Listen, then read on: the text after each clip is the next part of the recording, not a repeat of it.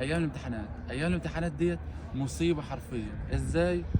الواحد لما يدخل على الامتحانات اول حاجه بيوقف اكل، بيوقف شرب، بيوقف تعامل مع الناس، نفسيته بتبوظ، نومه بيبوظ، ودي مصيبه. وانا اول واحد بيحصل الحوار ده.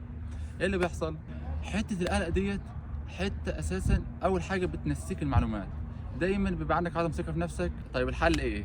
اول حاجه انت المفروض تبقى متاكد وعارف انك عملت اللي عليك. المفروض دايما في بالك الايه اللي بتقول لا يكلف الله نفسا الا وسعها. انت عملت اللي عليك، انت شعورك حاسس انك عملت اللي عليك، ده بس ده يكفي، والله يكفي.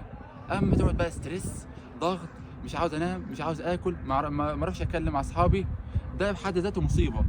طب انا بتكلم في الحوار ده ليه النهارده؟ عشان انا من اكتر الناس اللي اول ما بدخل على ايام الامتحانات بتحول. اول حاجه ما عادش بعرف اكل، ما عادش بعرف انام، ما عادش بعرف اساهر او احكي مع اصحابي، حياتي تتشقلب. هاني بيكون شخص تاني. طب ليه يا عم هاني؟